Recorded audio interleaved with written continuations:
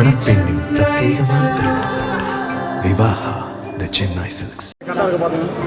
மாண்புமிகு தமிழ்நாடு முதலமைச்சர் கழகத் தலைவர் அண்ணன் தளபதி அவர்கள் நடைபெற இருக்கிற 2026 சட்டமன்ற தேர்தலையொட்டி திராவிட முன்னேற்ற கழகத்தின் சார்பில் தேர்தல் அறிக்கை குழுவினை அறிவித்தார்கள். அறிக்கையின் குழு தலைவராக நாடாளுமன்ற உறுப்பினர் கவிஞர் அன்பு சகோதரி கனிமொழி எம்பி அவர்களை தலைமையாக கொண்டு உறுப்பினர்களை நியமித்து தமிழகம் முழுவதும் மண்டல வாரியாக மாவட்ட வாரியாக ஆங்காங்கு இருக்கக்கூடிய தேவைகள் கோரிக்கைகள் அவைகளை அறிந்து தெரிந்து அந்த அறிக்கைகளை தயாரித்திட வேண்டும் என்ற ஜனநாயக மாண்பினை கழகத் தலைவர் கைப்பற்றும் விதமாக நடைமுறைப்படுத்தும் விதமாக அதை செயல்படுத்தினார்கள். அதன் அடிப்படையில் பல்வேறு நகரங்களுக்கு சென்ற நாங்கள் இன்று காலை திருப்பூரில், இப்பொழுது கோவையில் என்று பொதுநல சங்கங்களை, சமூக அமைப்புகளை, தொழில் நிறுவனங்களை, சிறுபான்மை மற்றும் இஸ்லாம் பெருமக்களுடைய பிரதிநிதித்துவத்தை, பழங்குடியினருடைய சமூக பிரதிநிதிகளை, இப்படி பலதரப்பட்ட மக்களுடைய கோரிக்கைகளை எல்லாம் நாங்கள் எழுத்துப்பூர்வமாக கடிதங்களாகவும் பெற்றுள்ளோம். வாய்வழியாக சொல்லக்கூடிய செய்திகளையும் பதிவு செய்திருக்கிறோம். இவைகளையெல்லாம் நாங்கள் தலைமை கழகத்தில் கழகத் தலைவரிடம் நாடாளுமன்ற குழு தலைவர் கவிஞர் அக்கா கனிமொழியுடைய தலைமையில் ஒருங்கிணைத்து கழகத் தலைவரிடம் வழங்க இருக்கிறோம்.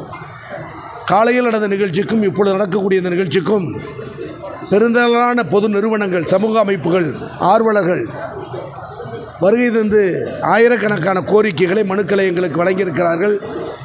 நம்முடைய மாண்புமிகு மேலாள் அமைச்சர், நம்முடைய கோவை மண்டலத்தினுடைய பொறுப்பாளராக இருந்து பணியாற்றுகிற அண்ணன் செந்தில் பாலாஜி அவருடைய முன்னிலையில் பெரும்பாலான கோரிக்கைகளை முதலமைச்சரிடம் எடுத்து சொல்லி தேர்தல் அறிக்கைகளாக அவைகள் வந்து ஆட்சி அமைந்ததற்கு பிறகு அறிக்கைகளையே சட்டங்களாக, திட்டங்களாக அறிவிக்கக்கூடிய சூழலை திராவிட முன்னேற்ற கழக அரசு செய்யும்.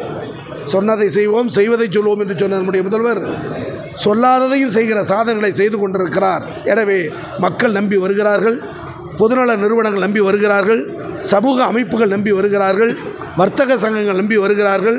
அனைத்து தரப்பு மக்களுடைய பிரதிநிதிகளும் இந்த அரசிடம், கழகத்திடம் சொல்லலாம் என நம்பி வருவதே திராவிட முன்னேற்ற கழகத்துடைய வெற்றியை உறுதி செய்திருப்பதாக நாங்கள் நாடு முழுவதும், மாவட்டம் முழுவதும், மண்டலம் முழுவதும் வருகிறோம்.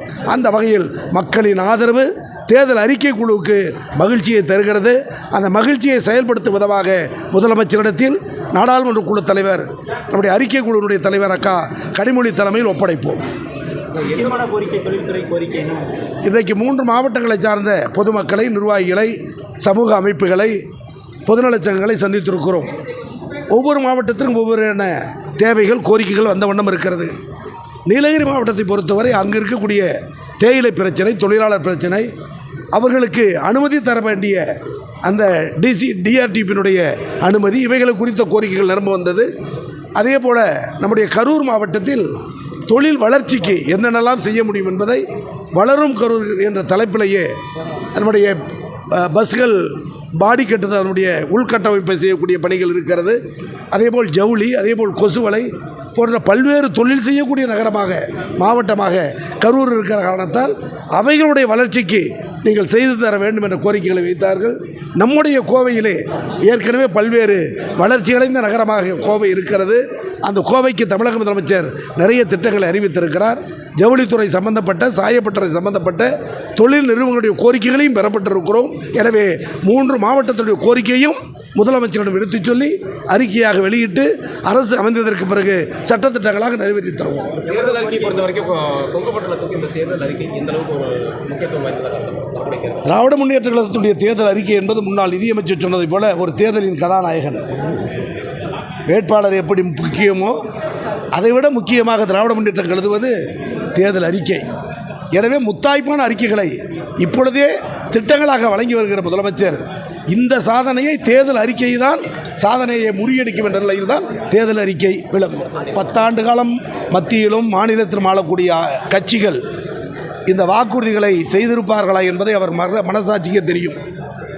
60 வயதை கடந்தவர்களுக்கு இலவச பயணம் உண்டு என்று அதிமுக அரசு சொன்னது, கடைசி வரை செய்யவில்லை. ஆனால் கழக அரசு அமைந்த பிறகு 2 ஆண்டு காலம் கொரோனா தொற்று, 3வது ஆண்டு பெரும் வெள்ள மழை, 4ஆவது ஆண்டிலிருந்து தான் பொருளாதார வளர்ச்சி. 2 ஆண்டுகளில் இவ்வளவு பொருளாதார வளர்ச்சியை உருவாக்கி இந்தியாவில் இருக்கிற மாநிலங்களில் இன்றைக்கு வளர்ச்சியடைந்த பொருளாதார வளர்ச்சியடைந்த மாநிலமாக முதலிடத்தை உயர்த்தி இருப்பதை ஒன்றிய அரசு தந்திருக்கிற புள்ளி வரவுகள். எனவே தேர்தல் நேரத்தில் சொன்ன வாக்குறுதிகளை பெரும்பாலானவற்றை செய்திருக்கிறோம். ஒன்றிய அரசு தொடர்புடைய அறிக்கைகள், கோரிக்கைகள், தேர்தல் அறிக்கைகள் இருந்தால் அவைகள் ஒன்றிய அரசு தான் காரணம் தவிர கழக அரசு அல்ல, திமுக அரசு அல்ல. ஆனாலும் நாடாளுமன்றத்தில் குரல் கொடுத்து அந்த குறைகளை போக்கி எதிர்காலத்தில் அனைத்து கோரிக்கையும் வென்றெடுக்க கழக அரசும் தமிழக முதலமைச்சரும் துணை நிற்பார். மணப்பெண்ணின் பிரத்யேகமான திருமணம் விவாஹா தி சென்னை சில்க்ஸ்.